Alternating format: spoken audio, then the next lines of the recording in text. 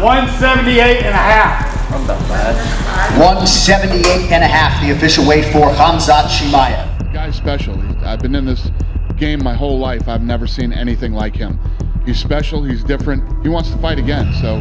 The top line is a prop bet. Will Chimaev make the walk? And right now, no is the favorite. In the span of a couple years, how does one go from UFC's biggest prospect to the biggest mystery? This was the fate of one Khamzat Chimaev. To understand how we reached the point of fans wondering if he'll even compete, we have to look at the man behind it all. Chimaev was born on May 1st, 1994 in Chechnya, Russia. When he was 2, he fell face first on concrete stairs, which gave him the infamous lip scar and caused him not to be able to breathe correctly through one of his nostrils. When he was 5, he started wrestling, and he would even go on to win bronze at the Russian National Championships in the junior level. Growing up in a war-torn country wasn't easy. The things Khamzat had to see at such a young age are things no child should ever go through. This all would lead to Khamzat's mother taking him and his brother to Sweden when Khamzat turned 18, although he notably never got his citizenship in the country. He would continue his wrestling career after moving to Sweden, winning gold at the Swedish Freestyle National Championships in 2016, 2017, and 2018. Khamzat first started training MMA in Stockholm at 23, notably training with Alexander Gustafsson, who showed him much respect. It helps me a lot to keep staying fresh and young, because you have to be on your toes when you train with that guy. So, that's what we do. In an interview with ESPN, Chimaev claimed he was inspired to start training MMA during a night at work where he took a 15-minute break to watch Aldo versus McGregor. So you believed that the money could be there for you when you saw Conor McGregor fight Jose Aldo, right? What happened with that? Tell me the story. I see the guys knock him out. I was thinking, if that guy did that, why I'm not then do it? I'm mentally, I'm stronger than him. My body's bigger than him. I don't know. Safe to say he didn't need all 15 minutes. Between September 2017 and April 2018, Chimaev would have 3 amateur MMA fights, one of which notably coming against AMMF world champion Khalid Lalam, whom he'd submit in the second round. On May 25th, 2018, Khamzat made his pro MMA debut, scoring a second-round TKO. He'd go 6-0, all by finish, notably KOing current UFC middleweight Ikram Aliskerov, before he made his UFC debut on July 15th, 2020, scoring a second-round submission where he only absorbed 1 significant strike. Damn! Only 10 days after this performance, where he competed at middleweight, by the way, Khamzat would make the quick turnaround to move down to 170 in TKO Reyes McKee in the first round, absorbing 0 total strikes in the fight. Damn! These 2 performances within 10 days would turn Khamzat Chimaev into the UFC's next big thing.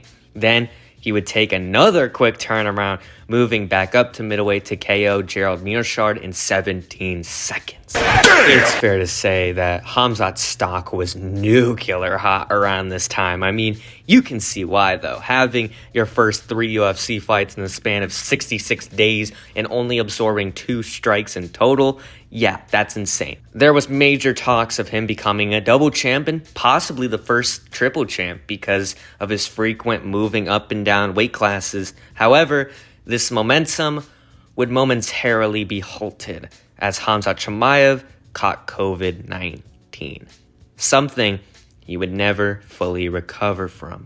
Khamzat would be booked 3 separate occasions, but due to illness and travel issues, would end up being canceled every time.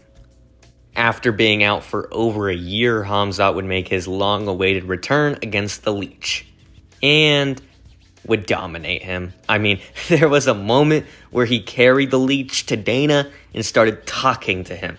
All right, the hype was back. We had some bumps in the road, but we were back, baby. Let's go. And within 5 months or so, we got Khamzat versus Gilbert Burns in a fight where Khamzat got tested. it would become clear early on that this wasn't going to be as easy as the other fights. I mean, Gilbert would hurt Khamzat and push him through deep waters. Ultimately, Khamzat would win a unanimous decision, but it was important to note that this was the first time Khamzat looked human. He felt pain. He got tired. Really tired. No. Like, really tired. But honestly, this was all understandable. I mean, Gilbert Burns is going to be a tough son of a bitch for anyone. I mean, this is coming off him hurting Kamaru Usman and dropping the champion. So it isn't really that big of a deal to be tested by him. All right, so the hype for Khamzat was still alive and fine until September 9th. In the buildup of 279, with his scheduled bout against Nate Diaz, he missed weight by 7.5 pounds. This would lead to the whole card needing to be shuffled last second, and Kevin Allen would end up taking on Khamzat at a catchweight. Khamzat would sub him in the first, but there was a little bit of a sour taste due to the weight miss and the controversy of a fake glove touch. But at the end of the day, the performance spoke for itself. So only so much you can say. But then over a year would pass before Khamzat would be booked again. One of the main reasons being cited around this time was visa issues, which started UFC fans noticing more and more a particular person Khamzat was pretty close with. Chechnyan warlord Razman Kadyrov, who isn't exactly the nicest guy. I'm not gonna go much deeper because I like living, but do your research if you so choose. This documented friendship would cause many issues for Khamzat not being able to come to the United States because being associated with a warlord isn't gonna get you in the good graces of the US government. And I mean, bro, it's not even Khamzat's fault. I mean, being born in Chechnya, he doesn't really have a choice. What is he gonna do? Say no to the warlord who has control over the place where many of Khamzat's childhood friends and family live? Yeah, probably not. After being out for roughly 13 months, Khamzat dedicated a middleweight and was scheduled to fight Paulo Costa at UFC 294. But he pulled out. Just kidding, it actually wasn't him this time. Paulo pulled out, and we got Kamaru Usman moving up to middleweight on 7 days' notice. Fun. Khamzat would win, yes, but it would be another humanizing performance as Kamaru would really test him in the second and third, and honestly, I think the fight should have been a draw. But it is what it is. Khamzat would be booked to take on Robert Whittaker, but he would pull out, and I'm not joking this time. He would be put in the hospital, something that would be normal occurrence for Khamzat. Photos coming out of Khamzat being in ER or with his face puffed up became pretty frequent for MMA fans. This would become such a problem over the years that Khamzat would consider retiring. Even though he ultimately decided against it, all these health problems causing him not to be able to fight as frequently would cause another problem. You see, the medical bills would pile up, his normal bills would pile up, everything in general, and he wasn't fighting as frequently anymore, so he wasn't exactly sitting on cash to blow. So he got involved in a fucking crypto scam. What?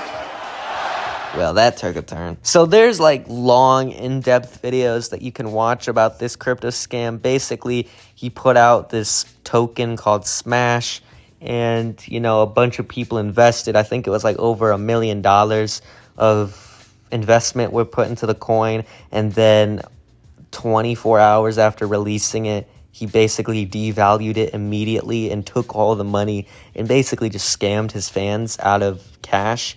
So yeah, fun. Now let's just say with everything mixed together, Khamzat's reputation is at an all-time low. Within 4 years, he goes from the breakout prospect and next star of the promotion, a guy that fought 3 times within a year, and got back-to-back wins within a span of 10 days to a pretty divisive figure in MMA who we don't know when he's gonna fight, and even if he does get booked, we don't know if he'll show up, and if he does show up, we don't know if he'll make weight. Now, Khamzat is booked against Robert again, and who knows if something will happen to stop this fight happening again, with all the controversies involving warlords, fight pullouts, missing weight, crypto scams. The career of Khamzat Chimaev has been interesting. The tale of Khamzat Chimaev is one of a man who was a physical specimen imposing his will on people to then being held back by his own body's misfortune.